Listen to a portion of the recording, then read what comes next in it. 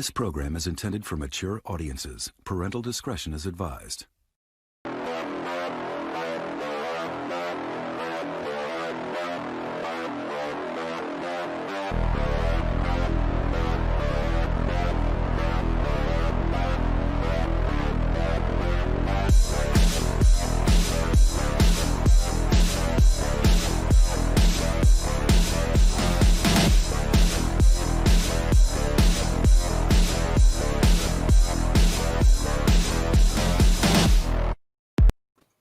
All right, and we are live. Uh-oh, where did Tom go? We lost somebody. Welcome to the Pop Culture Podcast for January 14th, 2021. Our guest this week is the amazing Mike McCutcheon. Mike, thanks for coming on. Thank you for having me. So excited to have you on. I've been meaning to have you on for a long time. Tell us, what have you been up to? I know that you're working on Walker. What has happened, Mike? It's been wonderful. Right now, I'm the special effects buyer for Walker. It's a reboot of Walker, Texas Ranger, starring Jared Padalecki. And it's going to be on the CW. I think our first episode starts next Thursday. Could be a day or two off. But yeah, it's been great. Life's been good. Been doing that. And a fun Amazon show we did right before that called Panic. I think that one comes out in May. So, just keeping busy. Okay. Special effects world. Yeah, you're really a jack of all trades. Of course, you wrote, directed, produced, did everything on The Next Kill, which played at Twisted Dreams in 2019. That was a really well-received film. How has that, now that came out in 2018, now that you're like 2 years out, how do you feel that film has been received? Well, it's funny because it actually just went out via Amazon Prime. So, I think it's being received pretty well. People seem to enjoy it. I think people are shocked when they see some of the fun cameos, and I don't want to ruin any necessarily unless you want to talk about some. But it's been pretty positive, so I really can't complain about that. And you said you have a film coming next year that you're working on? Let's just say I'm hoping that we will have about a year. I spoke a little bit too soon. So you also work, sorry, that's what we do here. Which believe me, I'm going to try to get some spoilers out of you. You have no idea what I'm going to talk about, but we'll get to that. You work with Robert Rodriguez a lot. You just worked on We Are Heroes, and that was like a surprise announcement. Like nobody expected a new Shark Boy and Lava Girl, Spy Kids kind of movie from Robert Rodriguez. How long has that been? Was that in development? Not quite sure how long it was in development. I mean, I believe with this one more so than any other of Robert's kids' movies, it was a whole family ordeal. I want to say Rhiannon did a bunch of drawings that, like, when you look at when you watch the movie, there's a character named Oho, and her iPad has all these images. Well, that was Robert's daughter, and you've got some of his sons are in there. I mean, there's like a fun cameo when Shark Boy smacks against a helicopter. I want to say that was Racer who was operating that, flying that helicopter. And I'm sorry, Chris, I have my dog here, my blind little dog Waldo. So I'm randomly looking down. It's more like I'm just trying to give him little bits of dog treats. Yeah, no problem. Yeah, but. I will say, that was such a fun movie to work on. Looked like it. It really looked like it. I'll be honest, like every Rodriguez production is fun. He makes the kind of movies that I would typically seek out. Maybe not like We Can Be Heroes in the sense of like I'm not a child, but I love the Spy Kids, and it's always interesting to see. I guess what kids are up to these days, and I guess it's a big hit on Netflix, so people seem to love it. I watched it the day it came out, like right when it came out. I couldn't wait. I don't know. That's the kid in me, maybe, but I love his Spy Kids movies. I love Shark Boy and Lava Girl. Like they're just, I don't know, they're just dumb guilty pleasures, I guess, for the big kid in me. But the movie that he made that I really liked, and I'm pissed off that it didn't do so well, is Alita: Battle Angel. And I think I told you this before. Like, man, that was such a good fucking movie. If you haven't seen it, please seek it out and watch it. It was so freaking good. Like, what was that experience like working with James Cameron and all of his technology, his 3D technology? How is that different than any other Robert Rodriguez film? I will say that one was hands down the biggest. There were tons and tons of amazing folks that came in from all over the world. It was interesting, like right outside of the green screen stage, we call it at TMS, where like Sin City 1, 2, and essentially like where Sin City and Sin City 2 were shot. Right outside of that, all of a sudden was a couple of trailers for Weta, just for Weta. And it's like the fact that Weta's working on this show, we knew it was like, well, it's gonna look awesome. And I think it was Bill Pope shot it. Guy from shot the freaking Matrix. So it's like there was a disgusting amount of awesome talent on that I was really just happy to be there and do whatever I could to help make it, better than, I don't know. I just put my all into it. And, I was one tiny cog in this massive machine. It was an enormous production. Yeah, it looked just gigantic. But was Jim Cameron on the set there? Was he kind of an active producer, or did he take more of a back seat? John Landau was primarily there. I want to say John Landau was there. And keeping in mind, like my job, at least on that show, as the art coordinator, and then it was just the art coordinator. I did do some motion graphics. I animated there's a bounty kiosk. Kind of looks like a big ATM machine with a big screen where it's bad guys, shows you how much they're worth, that kind of thing. I did that, but I'm not on that one. I wasn't really on set during filming. My job typically takes place right up until the shooting crew. So like we'll be working on something and then boom, the next day they're shooting it, and while they're filming, we're prepping the next thing. So, but yeah, it seemed to have a cool atmosphere. You see a bunch of people walking around in gray spandex with weird little snorri cam type dealios on their heads. It was pretty cool. Yeah, it's amazing. It's such an amazing movie like that. I had to import the 3D Blu-ray because I'm big into 3D. Like that's a 3D Blu-ray that I had to have. So, Tom and Molly, did you guys see Alita: Battle Angel? No, we didn't. No. Oh man, Marvel at the time instead. Yeah. Seek it out, look for it and watch it. It's such a good movie. So now Robert Rodriguez, let me ask you this. Do you have anything to do with the Boba Fett series? Can you say if you have anything to do with the Boba Fett series? I'm sure you're under NDAs. Nobody watches this anyway, so you can just no. Friends. Oh no. In fact, I knew that he was I knew that he was up for directing an episode of Mandalorian. Yeah. Yeah, we heard those rumors. Yeah. Yeah, I mean, like maybe I heard those rumors a little. But no, the Boba Fett thing, I just was actually on the internet clicking around, like, oh, cool. That's how you found out. Yeah. Just like everybody else. I mean, I wish him luck with it. I don't know a damn thing about it, but love the episode he directed. Yeah, his episode is probably one of my favorites of the whole show, because I'm a big Boba Fett fan. Like Boba Fett is my favorite character. So that to see that redemption of Boba Fett and Robert Rodriguez's directing style, it was just awesome. So very well done. So actually seeing Boba Fett win a fight. Yeah. Oh yeah. That was nice, and if you ever have anything to do with the show, come on back here and tell us all about it. Hey, dude, fingers crossed. I mean, who knows? Hopefully, never. I don't want to say anything remotely. Yep. Yeah. No, let's start the rumor mill now. You are playing Boba Fett's kid. Yeah. I am Boba Fett's kid. Even though I'm typically behind the camera, this one I'm going to be popping right out in front of it, taking the mask off, the helmet off. But let me ask you this: what is your favorite job in the film industry? Because you've done so many things and you do so many things. Do you have one particular thing that you like to do? Oh man, it's hilarious because that's a simple but like legit question that I've never actually asked myself. Yeah. It was locations on Fear the Walking Dead. I did 2 seasons of that.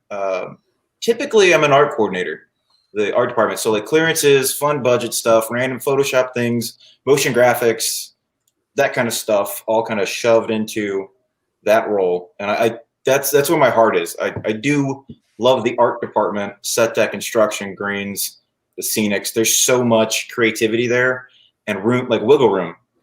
So you have to find the places to shoot? I'm sorry, yeah, I'm jumping around. Locations, there is creativity there for the scouts and maybe the manager, but for the most part, locations is a little bit more logistics. Like I ordered porta potties for every set, porta potties, security, a street sweep to come in, at 3 a.m. after we shot to clean up brush and stuff. It's a little bit ordering tents, making sure that stuff. It's not quite, hey, I did this cool image in Photoshop that it's a hero prop now because someone's going to flip an iPad around. So, locations is cool.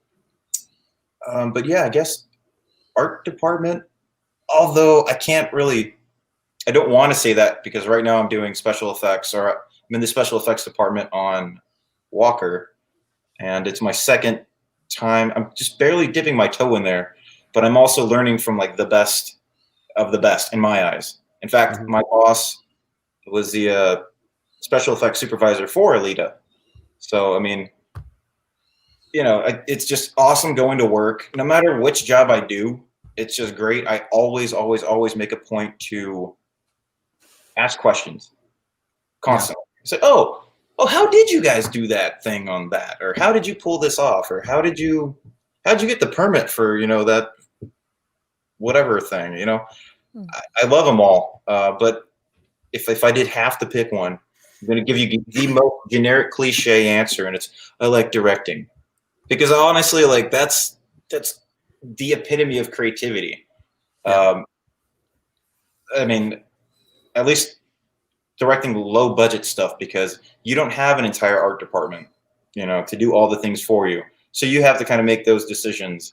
You don't have necessarily a casting department or anyone helping with that. So it's kind of like, I don't know, that's the answer that I'm going to go with, and I'm going to stick with it. That's you got your fingers and all the pies. Yeah, that's a good answer. But I'll tell you, all the sets that I've been on, the most important places has been either the craft tent or the porta potties. So it's important, dude, for real, and no joke. If I'm not gonna go into a few stories, but come on, yeah, let's do it. Yeah, but heck yeah. Anyways, so yeah, moving on. Well, speaking of directing, I saw. What have you done with your movie? Did you just put it up somewhere recently? Pretty much, it's on Amazon Prime right now. Thank you for asking. I didn't even think to mention, hey, go watch The Next Kill, now available on Amazon Prime. I think it's $5 to rent, $2 to $2 to rent, $5 to buy. That's worth it. It's worth it. Yeah, it is. But actually, it's kind of cool. We found out we're in Canada as well, because I don't really know Amazon Prime too much. I'm kind of learning this as we go. Mm-hmm. It's available in Canada. It's available in the UK. So hopefully, it'll be available in South America and. Or use a VPN. Yeah. I'll just toss that out there. Hey, everybody, if you want to watch the movie, download this VPN, and then get a little kickback out of that somehow. But yeah. That's awesome. Congratulations. That's very cool. So I want to double back to Walker. You're working on special effects on Walker. What kind of special effects does a show like that have? Isn't it just punching and kicking and, roundhouse kicks? What do they need special effects for on that? Sound effects for the roundhouse. There you go. Yeah. Because I'm still on Walker, and I do take NDAs seriously. I don't know. There's that's fine. If you can't talk about it, I totally understand. Maybe that was a bad question to ask. No, it's a great question to ask, because just maybe after Walker's done, then I can be like, oh yeah. All right. Well, we'll have you back. We'll have you back after Walker ends its 10th season. How about that? That would be cool. I like working. But no, it's set it in my phone. It's nice just to be working in this industry, especially with the pandemic. How has the pandemic changed the Austin film industry? My God. So I will say, I'm wildly proud of Austin and the shows in town right now. I think of there's only really two big ones to my knowledge. Apologies if there are others out there that I'm just unaware of. Fear the Walking Dead and then Walker. These are the two biggies, union shows. If you're not working on Walker, then you're on Fear, that kind of a deal. And they both seem to be taking COVID insanely seriously. They have to. And so, A, I'm happy to have a job. B, I'm happy to have a job now during a freaking pandemic, which is like destroying industries left and right. And then C, yeah, it's like, I get tested a few times a week. I've got all the hand all of these shows, and even let me back up a second. We were shooting Panic, the Amazon show. I don't think they're really promoting it just yet. I think it comes out in May, I believe. It's a young drama. It's a teen drama based off a book where it's essentially it's kind of like Survivor, but for high school students in the middle of nowhere, Texas. And if you accomplish all these weird, crazy, life-threatening tasks, then you get a big pot of money and you can buy your way out of the small town. So that's the gist of that show. But essentially, we were shooting that, and we had 2 episodes left in mid-March when COVID kind of came. And this was before I feel like it was an understood thing that, hey, we're all going to be unemployed for several months now. It was, hey, guys, we're going to go ahead and shut down for 2 weeks. And this was mid-March. And so, yeah, COVID came in. It shut down all the shows in town. I believe it shut down all the shows pretty much everywhere. And I'll just mention it now. Fortunately, at that exact same moment, We Can Be Heroes, the VFX department, hit me up and said, hey, Mike, we heard you made all these motion graphics. Can you do a bunch more for us? And I said, thank you. I just became unemployed, and now I can do a job at home safely away from other people, and it's keep my income. Awesome. That's the dream. Yeah, that's the dream. I've heard of a lot of sets playing really loose with COVID restrictions, and I've heard some sets take it super seriously. And then you got sets like Mission Impossible, where you got somebody like Tom Cruise going off on everybody. So it's good to hear that you guys are taking it seriously. And oh, absolutely, yeah. I mean, say like when we came back for Panic and for Walker, it's the same general thing of there's a testing, there's a daily questionnaire. It's ultimately what you really have to think about is, if I go out to a party or a bar, or if I act selfishly and stupidly and, high five, make out with random people, do whatever it is that you get COVID from, just not being cautious. That's not just affecting me. It's not affecting just me or my family. It could literally, if I got my department sick, like my boss or something like that, boom, the entire special effects department, what do you do? Yeah. You'd have to bring someone else in. So yeah, no, we all take it, at least I feel like it's not just me who thinks like that. We all are kind of taking it very seriously because we want to keep working. And sure, hanging out at a bar, getting drunk, high-fiving random people and just breathing on each other without a mask on would be just wonderful. In a few months, who knows? Could be exactly what I do. But right now, take it seriously. Wash your hands. There's tons and tons of tons and tons of signs everywhere. Actually, at the production office, I don't think this is bad. We've got pictures of Tom Cruise everywhere. Awesome. Every sign that says, stay 6 feet apart, boom, right above it is a out of Tom Cruise. I'm like, I don't know if that was production who did it or someone just being clever, but I freaking love it because it's hilarious. Yeah, it's true. What he said was true, and that's how it is. Yeah, I completely agree with Tom Cruise. I know a lot of people came out and said that he was wrong for doing what he did. I think he was perfectly right. He should have done that because he is right. So many jobs depend on film production, and if one person spreads COVID around, that can shut the whole thing down. Look at what happened to the Batman. That got shut down 3 times now. It's literally going to be like, yeah, look at that thing. Like, yeah, Batman. It's like that trailer was insane. Yeah. Insane. Yeah. Like I was salivating. I watched it like nonstop, and then you find out it's like, oh, just kidding. It's going to be a little bit later now because COVID. Yeah, that's one of my most anticipated movies. I was so pissed. This year was just canceled. 2020, nothing. No movies that I really wanted to see. I wanted to see Ghostbusters. That was coming out in July. Nope, didn't get to see it. So who knows? Who knows when we're going to be able to see these movies? Supposedly, June we're supposed to see Ghostbusters, but I don't think theaters are going to be ready for a lot of people yet. I don't think it's going to be until at least fall, maybe winter, maybe even spring 2022. So it sucks. Wait until theaters can open, or are they going to do it like streaming like they've been until doing? they do it? Yeah, Warner Brothers didn't announce Batman was going to go straight to streaming. Every other Warner Brothers film was going to go straight to streaming. But now that might change because people were pissed or something. I don't know what's going on, but who knows? Who knows when we're going to be able to go back to theaters? Oh God, that's the dream. That's why it's like everybody wash your hands. It's so simple. Wear a mask, wash your hands. We could be done with this mass breakout of COVID. Just dumb people doing dumb stuff. So anyway, that getting way off topic here, getting way a little bit too political. Well, a little bit on that. I wanted to ask him, are you glad that you moved to the TV industry instead of relying on movies now with not knowing if theaters are ever going to open again? It kind of seems like the most popular things right now are episodic TV series. Yeah, for sure. I've always kind of worked on both interchangeably, like before Fear. From Dusk Till Dawn, I did the first 2 seasons of that, which was awesome. American Crime season 2, did a little show on Netflix called Special, which is awesome. That's one that I'm like, no, that's one I'm really proud of, and it doesn't have aliens or ghosts or explosions or whatever. But I will say episodic is totally different than features.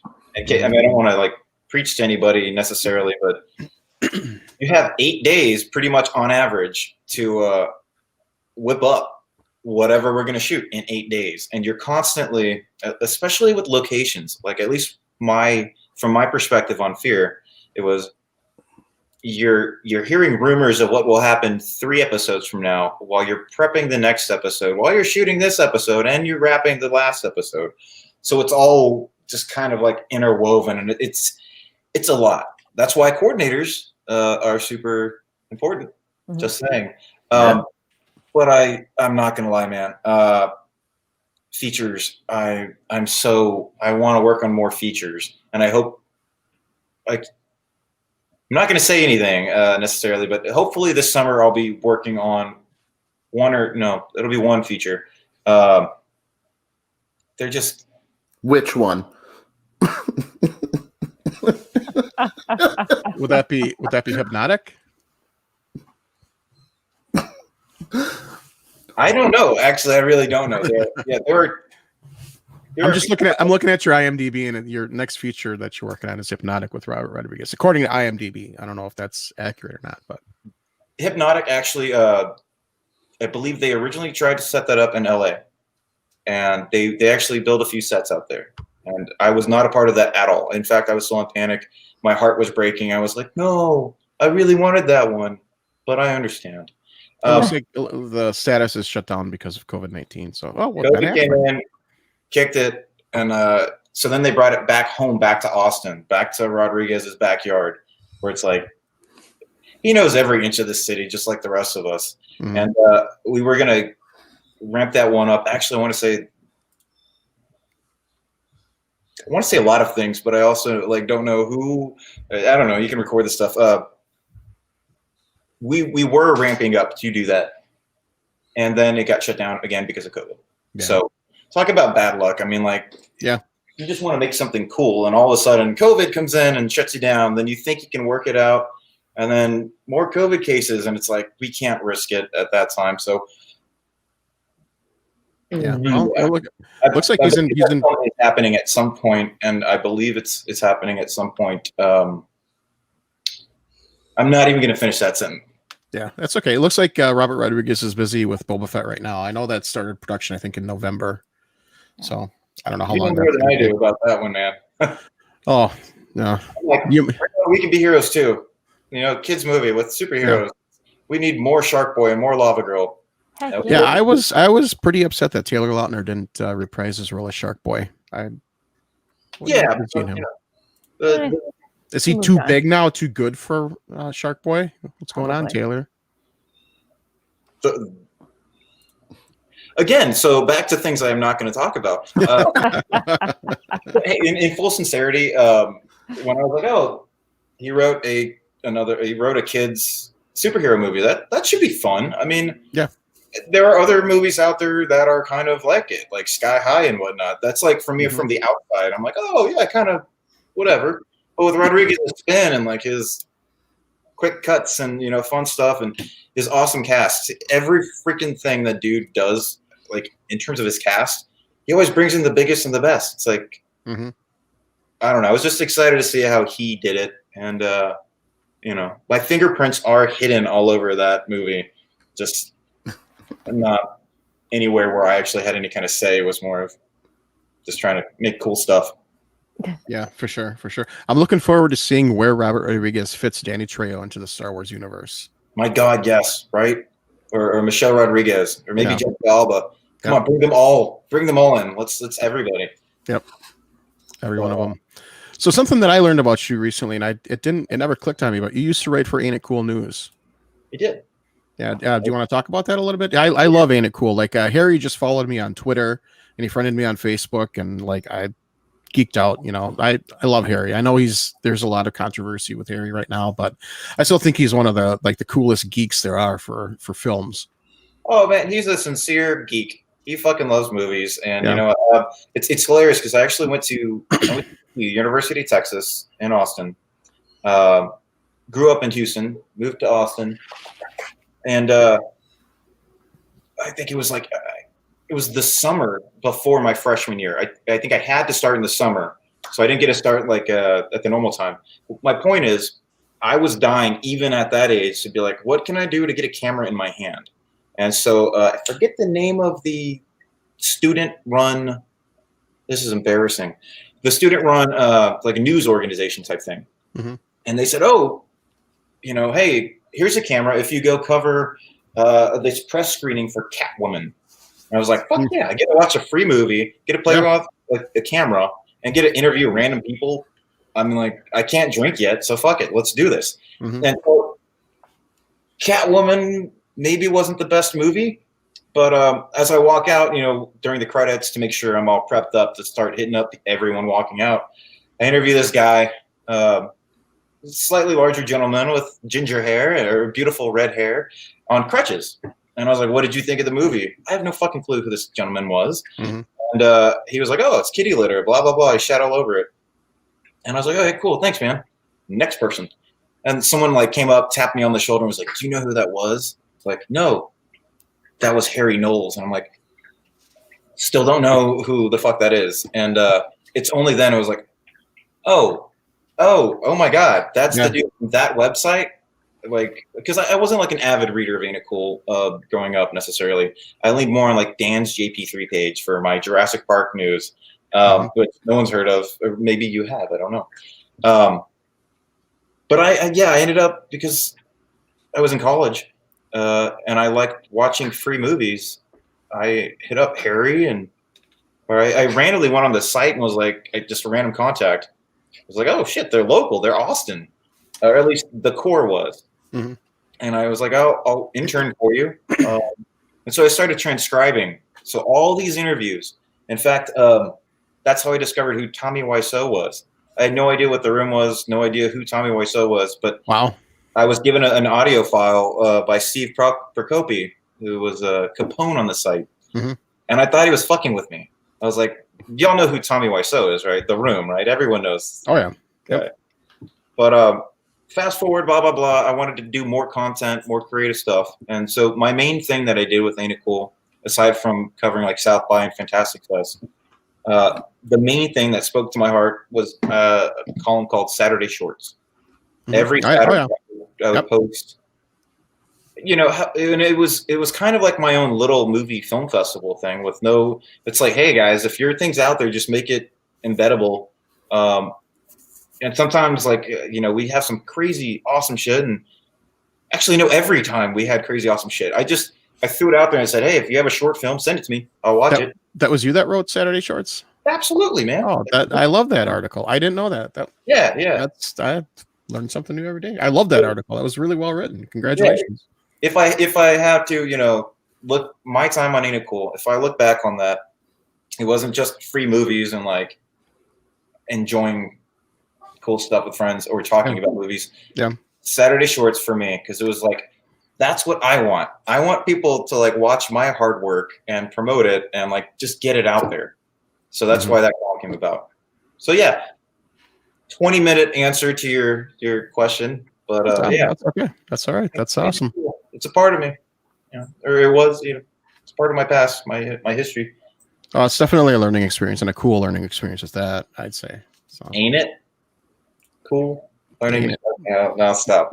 I got it. Well, anyway, that's cool. That I never knew that about you. Let me see. Let me look at your IMDb. Let's go through your IMDb a little bit here. Uh-oh.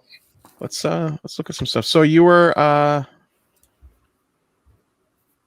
Airport Traveler. Oh, Jurassic World. Jurassic World. How did that come about? Came about because I was harassing Jurassic World's production for, I want to say, like several months. I was like, I don't care. I will work as a PA, a local PA. I don't care about any money. I will lose money just to be a part of this film, because Jurassic Park, massive influence on me. Like, we don't have time to talk about my love for Jurassic Park and how it changed my life. I mean, maybe later, but that movie I was actively going on, even when I was on, some pilot for ABC. I was on an ABC pilot, Killer Women. And I remember just making those phone calls to be like, hey, I'm available. Whatever you need. I can do all this stuff. I'll work for peanuts. I don't care. You guys are making Jurassic Park 4. I want to be a part of it. Didn't get on it. I ended up doing a movie called The Devil's Candy, which is freaking awesome. You guys should check that one out. Ethan Embry, Shiri Appleby from Roswell. And it's got Satan and Rock, and really, really cool movie. Really, really cool movie. And long story short, it was like the last day of shooting on my last day on Devil's Candy. I got an email, from their casting people, their extras casting. Hey, if you're available on Monday morning, we'll use you. And my answer is yes. I will drive. I will fly. It doesn't matter. I will be there. So I was just an extra, man. Where did they shoot that scene? That scene was shot, I want to say, well, it's in New Orleans. Obviously, it's not New Orleans. It's whatever the small town. It's embarrassing. It's the airport right outside of New Orleans. It's the main one. They had a whole terminal to themselves. I guess it was shut down. In fact, they also were. I saw it just because I'm a creeper. They were prepping. There's a boardroom scene in Jurassic World where Judy, the sister in the movie of Bryce Dallas Howard's character, is like on the phone. There's like a boardroom behind her, like overlooking New York or whatever fanciness it is. Nope, they just shot that in the terminal. They just slapped up some grain, made it look really slick. They were really good about the 2 seconds I saw them. Just a lot of assumptions here. I was like, oh, that makes sense. Judy Greer, I think it is. They shot her out, 2 scenes in a terminal. Like that was great. But yeah, I'm an out of focus blur in Jurassic World. I think I'm brown because I had a nice leather jacket that I used to always wear. But yeah. Okay. I'll have to watch for you. Yeah, you're in it. You're in it. So you are also location coordinator for Transformers: Age of Extinction. That's not the one that had scenes shot here in Milwaukee, is it? It's a great question. I was only on that for a few weeks. Okay. While it was in Texas, and that was another fun one where I kind of jumped around a little bit there. I ended up doing a bunch of Photoshop work for Set Deck. So there's like a bunch of stickers and whatnot, like I think on a mailbox outside of Mark Wahlberg's barn house, something like that. There's some random fun stuff up there that I whipped up on Photoshop and whatnot. But that was just a few weeks there on that one, because that was such an epic, huge movie. That was not the one in Milwaukee. No, it wasn't. No, I don't. Not with Mark Wahlberg. That was the one with Shia LaBeouf. Yeah, yeah, they shot it at the art museum. Hong Kong. But very cool. Is it? I'm kidding. Yes. I actually was really happy to see that, because we actually they took over and utilized an old abandoned Home Depot here, which is where we shot a lot of Machete Kills. So Really? it's funny for me to see this is where we built, the vase XYZ, and this is where Marcos Aurora kicked the shit out of this guy and got his head blown off or whatever it was, or cut off.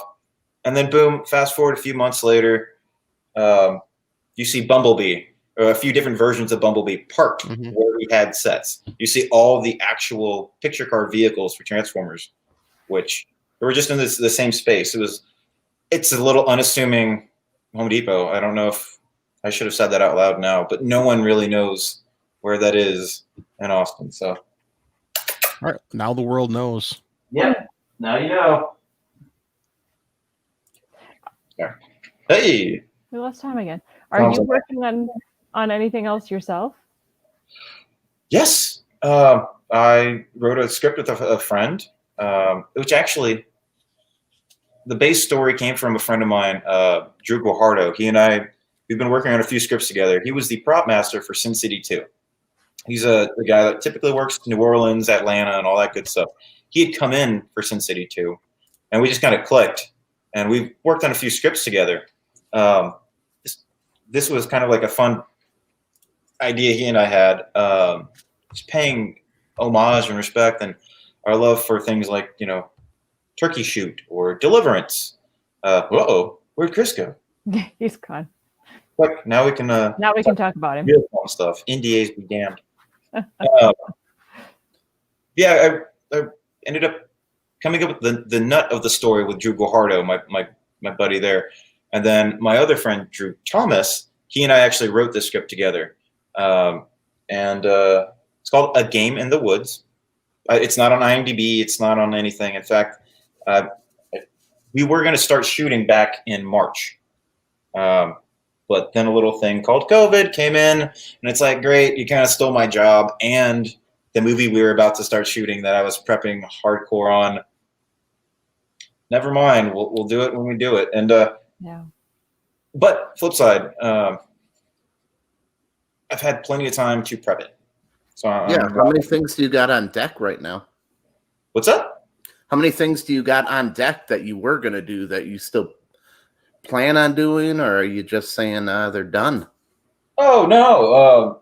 Well, first off, A Game of the Woods is a feature. It's got a lot of decapitations, a lot of violence, a lot of implied violence. I don't want to say too much about it because it's a little bit super duper early.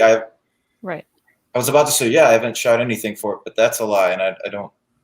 We've shot some fun cameos. Let me just say that. And here.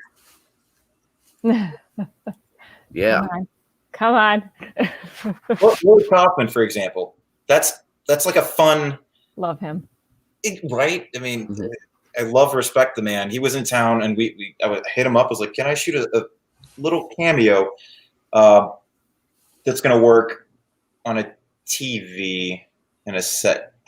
I'm going to be quiet there. But yeah, it's a slasher flick. It is totally nothing like The Next Kill. Absolutely nothing like that. It's not like animated-y or, it's going to be, it's my, oh my God, I want to shoot a slasher in the woods.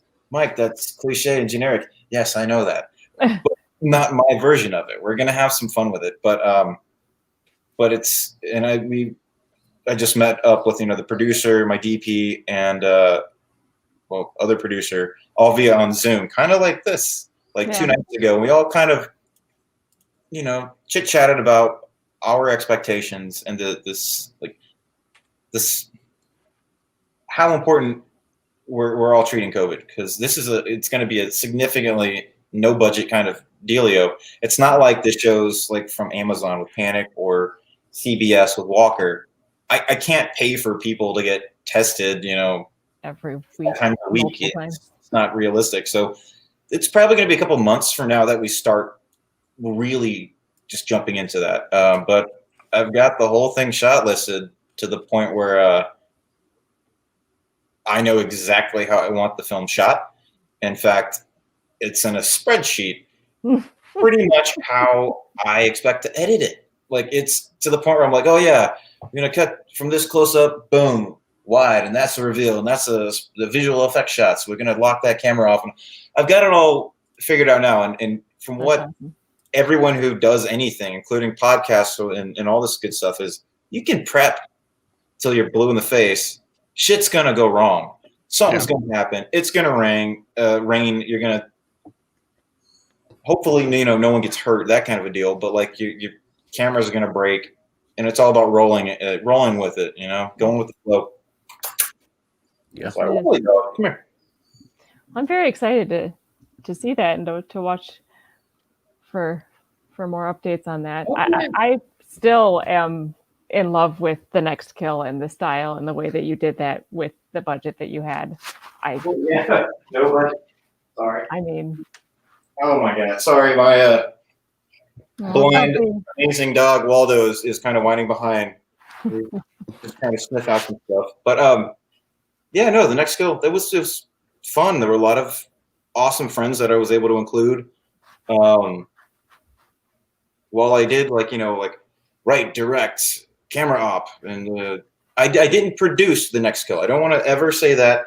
I want to give that credit is straight up to my best friend / producer extraordinaire, JJ Weber.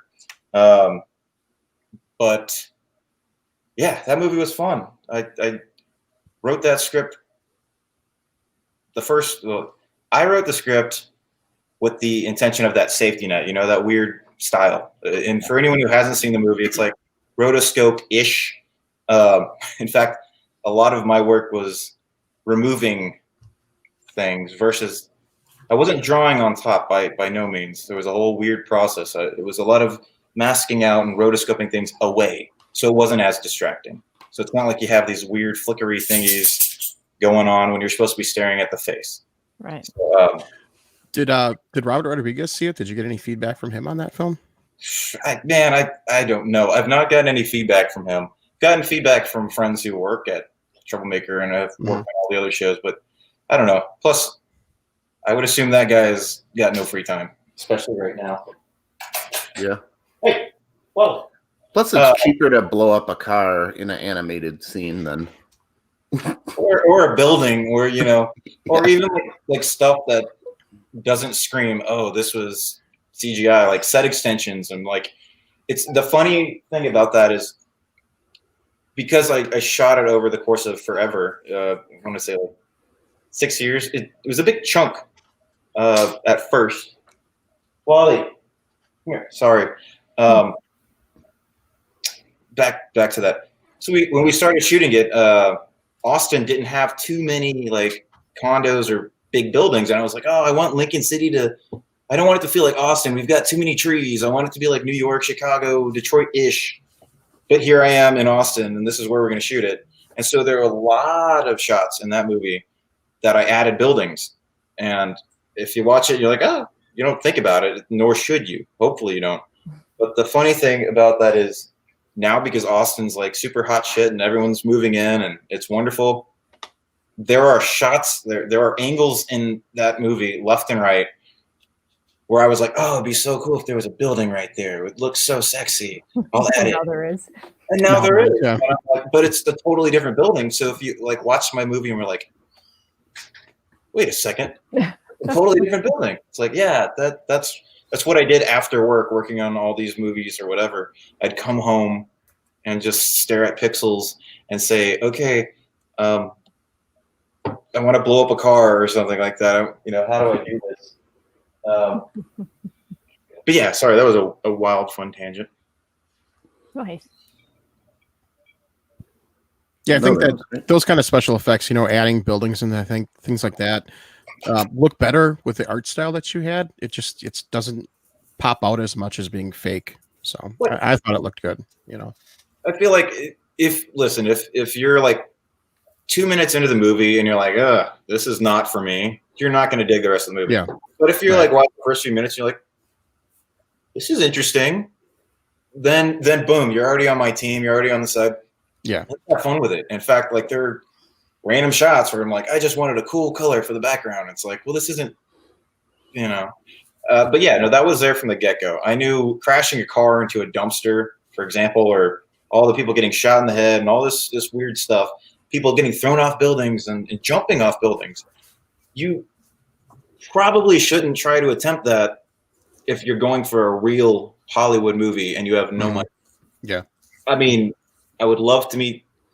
I'm sure kids now can do that, but like with me, I was like, I gotta kind of find a way to just smudge the screen a little bit, just kind of give it some sort of give myself a pass to just enjoy it, have fun, come up with this crazy shit. A guy with a shotgun hanging out of a Honda Accord with BMW engine roars. It's like you probably shouldn't actually try to film that with no money. But hey, fuck it, pop it in there. Who's going to be doing all the VFX? It's going to be me. It's amazing. It's amazing what even like teenagers can do on their parents' laptops with After Effects and Blender, and technology is always advancing. So, or just what iPhones can do now. I mean, you can shoot a whole movie with an iPhone now. Yeah, absolutely. I mean, and make it look legit. Yeah. It's the skill, and the attitude is like, hopefully technology keeps getting cheaper and cheaper and cheaper and cheaper, and everyone who wants to make a movie, I don't want to like sound like a Rodriguez ripoff or the Kevin Smith ripoff or Linklater ripoff, or actually screw it. I want to sound like all of them because what they all say is true. If you want to make a movie, you fucking can. There is literally, I don't want to hear any excuses about like, well, no, I need $1 million. Shut the hell up, dude. Just figure out your limitations and then kind of have fun with them. That's getting back to the, like, why is it so stylized? It's like, well, I tried to create an area where there wasn't a limitation. And so, that's why it kind of looks like that. And we had fun with it. Yeah, if you ever want inspiration, just read about how Robert Rodriguez made El Mariachi. He sold his body to science for 6 months or whatever, and that's how he funded it. Went in for medical studies and medical testing and whatever, and that paid for his first film, which was fucking awesome, by the way. If you haven't seen El Mariachi, look for it. Yeah, good music too. Yeah, very good music. And then funny names for villains, Moko. Anyway, but yes. I'm like, did I answer fully, or did I just go on a diatribe of like TNK stuff? Because that was my life for 10 years, and it still is, and I'm wildly proud of it. And I think anyone who came out and worked on it with me or did me the favor of showing up for like an hour or two or a couple days, I'm just happy that they can actually watch the movie, because for years and years, because of that style and because I was doing so much VFX stuff, I felt like all of these people think I just lied to them and I just shot something. And I'm like, oh, I'm working on the movie. It's coming along. And I think everybody, I don't want to put words in everybody's mouth, but from the outside looking in, it looked like, I'm not ever going to finish this film. In fact, my father would constantly be like, you really need to finish that, Mike. And I'm like, dude, I know. That's what I'm working on it for. But it's out there now, Amazon Prime, Canada, the UK, here in America, obviously. The next kill, check it out. Yeah. But, So what was it like working on American Crime? I know John Ridley directed that. He's from Milwaukee, and he's got a business here in Milwaukee. He's got no studios here in Milwaukee, which he helps young filmmakers, writers, artists, that kind of stuff. What was that like, American Crime? Well, I was, I think I can say it now, American Crime Season 2. That's, I don't know what I was working on right before that. I can look it up, but the dude knew what he wanted. It seemed like the stories were coming from a good place. That I will say, it's funny because while I'm proud of like Alita and, From Dusk Till Dawn and other things, I always do look back at American Crime Season 2 as well as Special and Devil's Candy, and as something that's really like solid storytelling where I'm like, I'm proud of that movie. Like, again, no robots, no explosions. It's about, I don't know, we had Andre 3000 or Andre Benjamin, sorry. He was there this season. I was there. Sorry, 1 second. What are you doing? Come here. Sorry, I just hear my blind dog bumping into things, so I'm like trying to corral him back to. But yeah, John Ridley, he knew what he wanted. He was very specific, which I think anyone with a passion is, or all the good ones. I did end up doing quite a few graphics for props on that one as well, separately from construction. So like anytime someone like had a cell phone and they were texting somebody, or they pulled up a website and were like clicking around, or it looked like the news or whatever.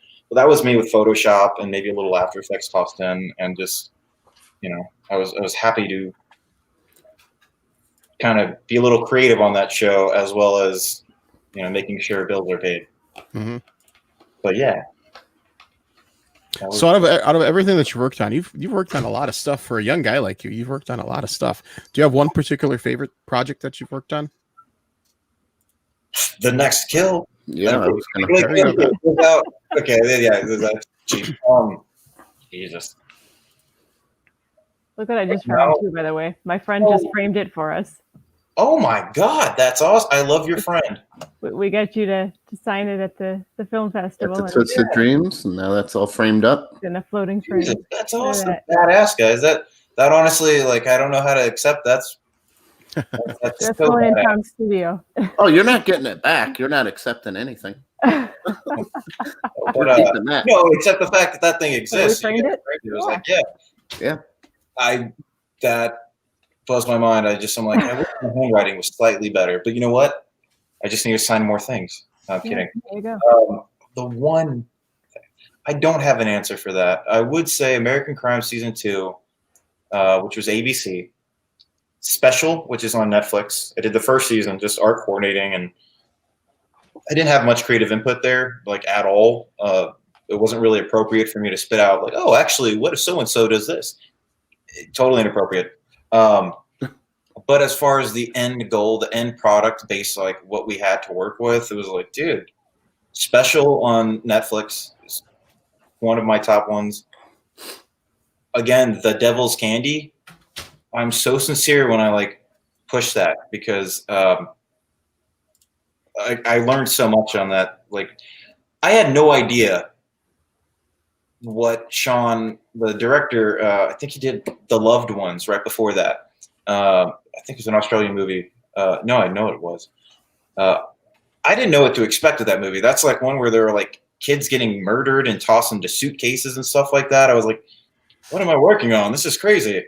But when I saw that, which I actually saw at the El Rey Theater at Fantastic Fest, while I was writing for Ain't It Cool, it was a weird Austin, like, this is everything that I'm a part of all here at once. I was gobsmacked. My jaw was on the ground. It's gorgeously shot. It's insanely well acted. Yeah, The Devil's Candy would be one of my top ones. And I will say, my boss. I'm looking it up right now, and the stills look very. Yeah, I'm trying to look for it. See if it's streaming anywhere. For sure, there was no like it was not a big budget at all. What's up, buddy? But my boss on that one, Tom Hammock, he just did the Godzilla versus King Kong, or King Kong versus whichever one it is, the big, like, super wildly epic, expensive, and massive. Yeah. And I'm like, shit, I would have loved to have worked on that with you, Tom, but y'all didn't shoot it in Austin. So, but yeah, it's just funny to, like, this guy who is doing these epic things. Oh yeah, we worked on this tiny little movie that was actually really good, and people should check it out. Devil's Candy, American Crime Season 2, Special. That was a totally unfair question that I asked you, but you gave me a good answer. No. Sorry, that is out of the bottle. I'm sorry? Oh yeah, no, that's time to give my dog a pill and a hot dog weenie thing. So, Waldo, come here. I'm not joking. It was like, it's 8:00. He got his first pill 8 a.m. this morning. Don't fuck around. Waldo. Sorry, I thought that was our eBay ding that our Mike McCutcheon poster sold. Yeah, hang on to that thing. It might be valuable one of these days. Funny story about that, though, is because I loved the poster art and I thought it was really cool. And, we were planning on framing it. We gave it to a friend of ours who was like, oh, I'll get some frames. I'll frame it up for you. No problem. Along with a couple other things. We literally just got it back this past weekend. Perfect I timing. took some pictures of it, and I was like, "Oh, look!" So it's not like we've had it, and I was like waiting to. We literally just got it back with the frame. Wild. Had it for what, 2 years? Yeah, it's fun. A friend of mine, Brian Beam, actually helps with the. I don't want to say helped. He whipped up the next kill, the logo that you see everywhere, and then the rest of that, the poster. I whipped that up, Photoshop the whole shebang together. It's a low angle cowboy shot. It's like straight from the movie. There's a shootout in an alleyway, and there's this. I was definitely having some fun with my camera movement. I was like, I need energy, so boom, low angle pushing, badass dude with 2 guns up, and I loved that shot so much. I was like, it just. You don't know what you're looking at other than like, oh, it looks like a cowboy with a thing on his face. What's the teeth up on the top? The teeth. Okay, so that's funny. That's actually my thing. I was trying to balance the frame or balance the art out. Yeah. That's supposed to be Cutter. That's his teeth. You know, if I want to get super heady and like super artsy, I'm like, yeah, it's because like he's over him and like he's having to fight his way up. And like, no, fuck that. It just looked cool and I had fun with it. And that's those teeth. I was about to say the gentleman's name, but we're not going to do that because I don't know if I'm like, yeah, that's so and so's teeth right there too. Yeah, it's a fun poster and gotten a lot of mileage out of it. I haven't whipped up any other posters, so I'm like, I'm so glad, and that makes my heart like jump out of my shirt that you got it framed. It's going right up in our studio. She's a fangirl. What? Oh my god! We've got a home office that has some bare walls, and it needs some pictures. Oh, There you go. we're gonna keep it at home. Yeah. Okay. But yeah. Sorry, now I'm not dancing. I'm still just looking at Waldo. Which on IMDb, there's like the picture that I use for all social media pretty much is me with a stick with Waldo. Because I'm like, oh, maybe one day I'll do like a headshot where it's all like moody and stuff. For now, I'm like, no, that's my fucking dog. I love him. Like that is me, and that's me right now. I'm literally just petting and loving on him. And I did see him, so you know he exists. No, we do. But yeah. Yeah, that's the image I used for the advertisement for this podcast. So Yeah, it's a good picture. yeah, he's a cute dog. But Was he a anyway, Schnauzer? what's up? Was he a Schnauzer? He is a Chorky, a half Yorkie, half Chihuahua. Okay. Picked him up at a shelter back in Kerrville, Texas, Nice. which is also pretty much, I will say this, going back to my next movie that I'm directing and doing all that fun stuff with. It really grew out of a few months when I lived in a small city in Texas called Kerrville. It's near Fredericksburg, Bernie. You guys should have absolutely no clue of what it is. It's the Texas. No, I used to live there.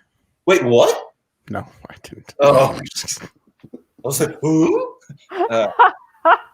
Yeah, no, the Texas Hill Country definitely plays into the next movie, like hardcore, and it's yeah, it's where I got my dog. So clearly, it matters to me. There you go. So, did we ever establish if there's going to be an Alita sequel coming up anytime in the next, couple years? I hope so. Like, again, I'm like, yeah, that would be great. I do know that there are a few movies that are in the queue. I think that would be before that, but yeah, but that would be great. I remember, I think it was supposed to be 3 movies, but that's a guess. NDA. Yeah. Like at the very end of Alita, spoiler alert, if anyone has not seen Alita, just earmuffs for 5 seconds because we're about to ruin the entire thing. Kidding. Oh yeah, half the audience. Cool. It's okay. God bless it. Tom took his ears out. He can't hear you. Let's just say there's a reveal at the very end of Alita, where it's like, oh, it's like, oh yeah, they're totally gonna bring him back for the sequel, and it's gonna be fucking awesome. Yeah, it ends on it like a cliffhanger, so that's why I need a sequel. I need my sequel. Absolutely. And I'm like, as a fanboy myself, I'm like, fuck, I just want to watch Alita 2. I don't necessarily need to work on it. Like, Yeah. I already worked on the first one. That was awesome. But, there's still Iron City at Troublemaker, to my knowledge. I don't know. I haven't been there. And I also don't want to talk too much about TMS. So I'll backpedal there. There are sets ready to go. Hopefully there's a demand for it. I believe it did okay at the box office. I mean, I'm looking at it now. $170 million budget. Gross in the U.S. was 85 million, but worldwide gross was almost 405 million. So yeah, it made money.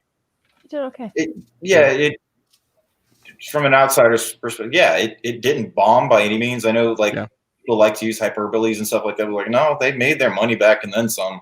Yeah. But did they make enough back? I don't know. I don't know. I would happily work on Alita 2 if asked, if it was the same team of people. But you got to wait for Captain Marvel 2 to come out, because there was that big push against Captain Marvel that everybody said go see Alita instead. As they should. They should have said that about every movie. Screw all the other movies. Go see Alita. But clearly, not everyone listened. So Alita was much better than Captain Marvel. Much better than Captain Marvel. Tom and Molly, you guys have got to see Alita: Battle Angel, please. It was my mom's birthday, and she wanted to see the Marvel movie, so we took her to that. Moms are awesome. Sorry, watch it, Mike. No, but yeah, so hopefully there is a sequel one. But there are plenty of other movies and projects. Yeah. You know what I did see of Robert Rodriguez? He did a VR film with Norman Reedus and Michelle Rodriguez. I can't remember what it's called. Did you have anything to do with that? No, I was working on. It's got to be a TV show. I wasn't on that. No, not at all. I was working. I believe it was kind of a smaller crew, but at any rate, I was unavailable. I also wasn't asked, so I don't want to sound cocky or like. Yeah. The Limit. That's what it was called. The Limit. Yeah, no, I believe. Yeah, no, that was such a quick shoot. I believe. I wasn't asked. I was unavailable too. Otherwise, I would have worked on it. Yeah, I just realized how much of a douche I sound like. It was a cool short film. It was all in VR, 3D VR, and it just shows what a technical filmmaker Robert Rodriguez is. He's just forward thinking. Yeah, no, but dude, he's constantly. What I will say, yeah, he's constantly thinking of cool and interesting ways to just do stuff. I think they've got the 100, the 1,000. Oh God, John Malkovich. I forget what it's called, but where it's like a movie. It's but it's sealed away for 1,000 years, and it's like, oh yeah, Rodriguez has all these fun sticks and all these fun ways to push things forward, like Alita. The technology based on or around that, and yeah, I'm gonna interesting guy to follow. That's all I'll say. Yeah, I bet you that you get a lot of learning opportunities on those sets too. Absolutely. Every set, regardless of the budget or whoever, whatever, again, goes back to my thing. It's like if you're hungry to learn about the big picture, which clearly I do hop around, locations, art, construction, and now special effects, am I a badass at any specific one of those? I don't know. Do I know perspectives that if you just stay in one path, you will never know? Absolutely. I always look at it anything you can do to spread your blinders and just kind of see the whole big picture. It just makes it easier. So it's I know the questions to ask the other department, or hey, you guys are taking care of the water source, right? It's it's boring stuff that isn't exciting or on Hollywood Reporter, but yeah, again, fun tangent. I have no idea what got me going on that. Sorry. What advice would you give somebody, some young person that wants to break into the film industry? What advice would you give to them? Oh, they're gonna hate hearing this one, but it's the fucking truth. It's what everybody told me. Always say yes. show up on time and do your job. That's just the generic stuff you should do no matter what your job is. Always be hungry, always be learning.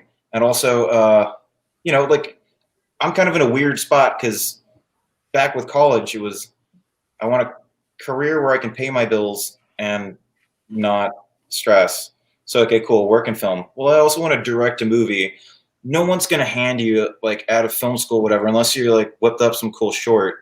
No one's going to just give you money to make a movie. Like, why should they? Like, there's no reason you should be that entitled. You should just assume, I want to make this thing. How can I do it my way with what I have without being a burden? You know, jumping around now. Let me pull it back in, because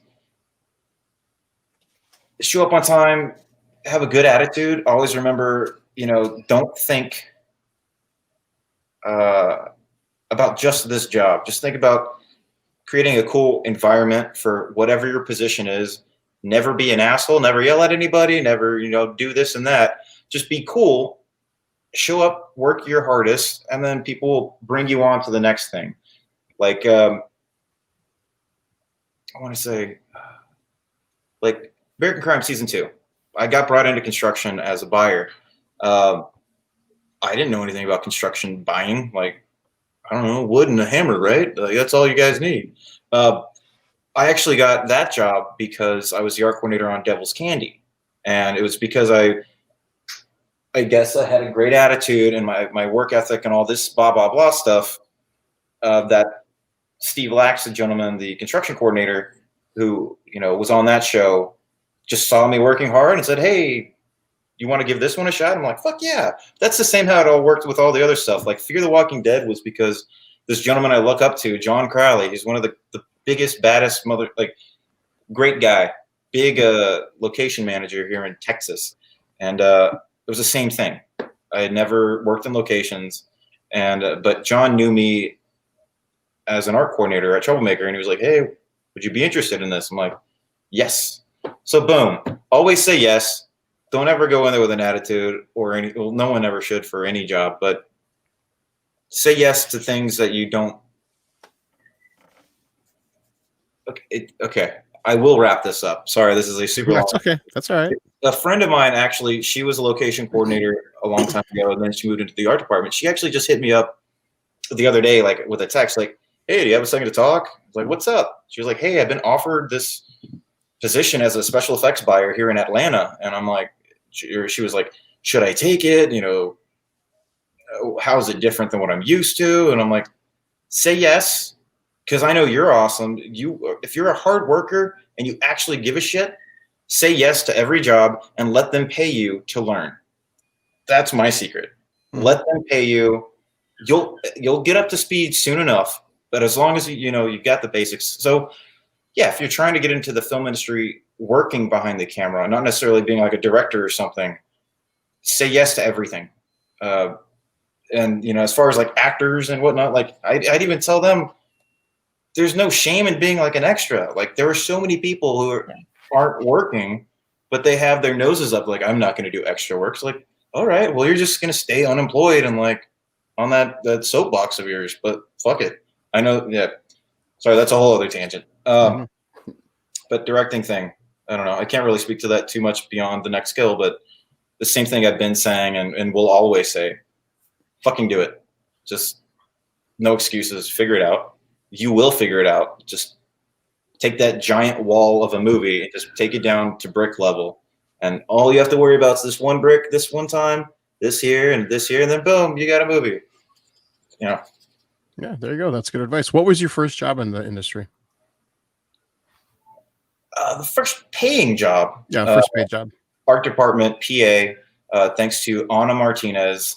She gave me a shot. She was the art coordinator on Spy Kids 4. I'd worked on things previously, but that was like the first real movie, Yeah.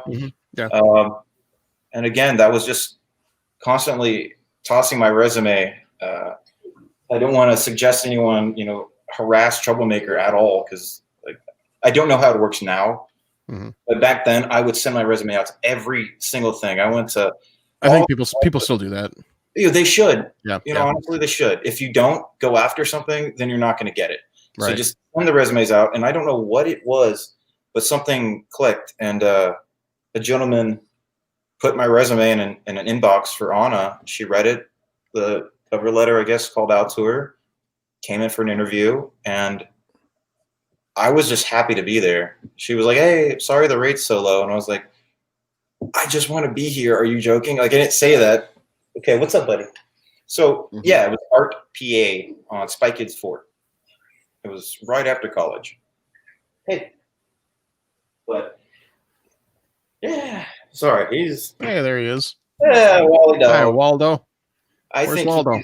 Yeah, exactly. He's right here. You never hear that one, I'm sure. Never. But I also kind of named him for that reason. No. But, yeah, and I think he's like, let's go outside and pee on trees and things that I can't see. Walk into big rocks. Now, but yeah, Spy Kids 4. Fun movie. Did you go to film school? I went to the University of Texas. I did do RTF, radio, television, film. Okay. I don't know a damn thing about radio, although I really shouldn't have said that out loud in case maybe later I could be like, yeah, I got a degree in radio. It's like, technically, yeah. You got a degree in it? You got a degree in it. Yeah, Can't I argue just that. don't know anything about radio. Yeah, I did go to UT. I was very fortunate. And of course, being at UT, it's like, yeah, Linkletter, Rodriguez, like Anderson, like there's a fun legacy at UT. I enjoyed my time there. It was in Austin, so nice little island in the, I don't want to say anything. A little bit more liberal minded, which is a little bit more my speed. Yeah. Went to film school. What would you say is the biggest advantage of going to film school that you use these days? Everybody seems to have a different answer, but with me, it's pretty easy. It's the connections and friendships. That's the number one thing that I hear. That's the number one thing I hear that people get out of film school.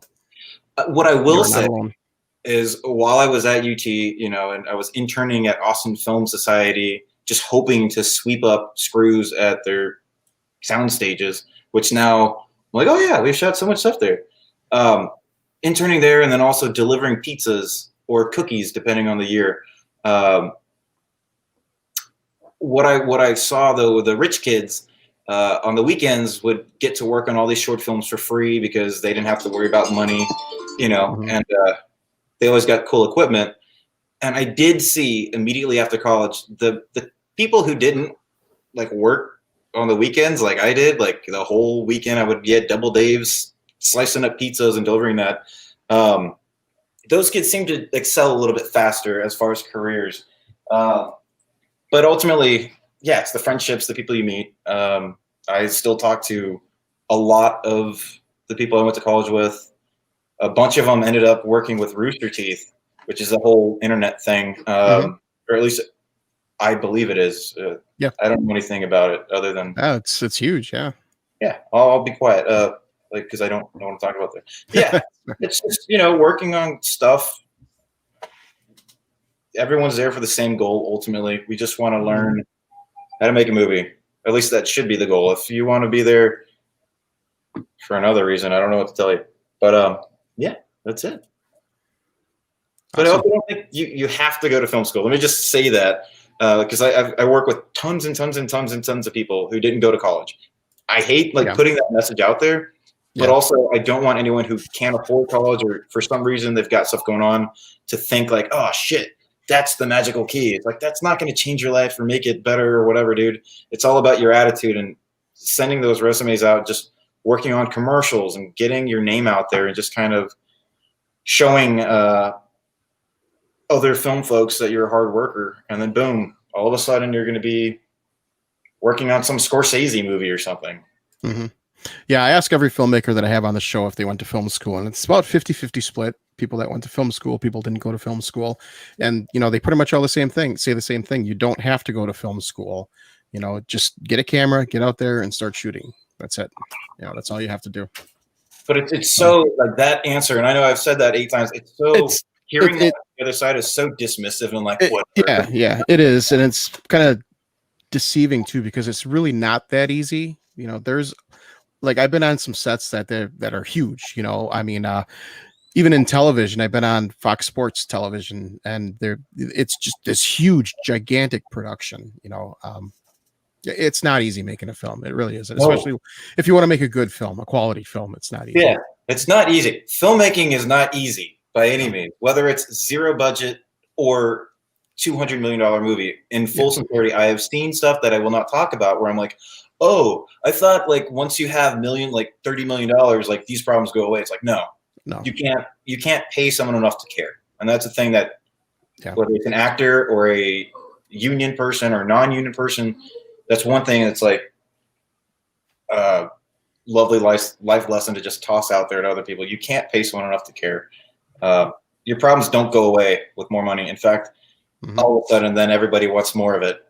So, you know, you find a way to spend it. So, yeah. All right. Well, I think it's about time we wrap up. We're just over the hour mark, and I think Waldo has to go and take a potty break. That's like such a weird, but like, I will do anything for this little guy, including ruin my career here by saying. But for real, if we are wrapping it up, I do want to thank you guys like so sincerely and amazingly, even just giving me a spot to just ramble on about bullshit no one wants to hear.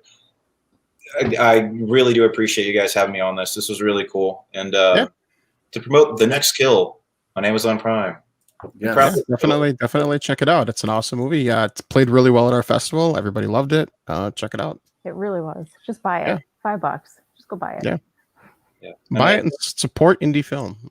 Support indie film. And I really, really hope to bring another movie that's quality-wise is cool, because I want to go back to Milwaukee at Twisted Dreams, because I'm not joking. I fucking love Milwaukee. I did not meet one person while I was there for just the weekend who was anything other than like super sweet, super kind, super nice, super engaging. And you guys at your fest, you know, we had live bands, people with like face paint. It's fucking bonkers. Mark Borchardt, but yeah, anyways, Twisted Dreams. My goal with Twisted Dreams is to make it more than a film festival. I know this sounds cliche, but I really want to make it an event, you know, something that people come from out of state to. So we're getting there, except for COVID. COVID messed us up in 2020, and we'll get back on track, and we'll be bigger than ever. Well, I hope so. Yeah, for sure. So yeah, thanks for coming on. You know, best of luck. Keep us informed what you're working on. We'll definitely have you back on. You know, when you have something to announce that you want to talk about, just keep us informed. Be so badass. Yeah. Chris, Molly, Tom, thank you guys again. Thanks, Mike. Thank you. All right. Nice seeing you again, buddy. Adios, guys. We'll talk to you again. I hope so.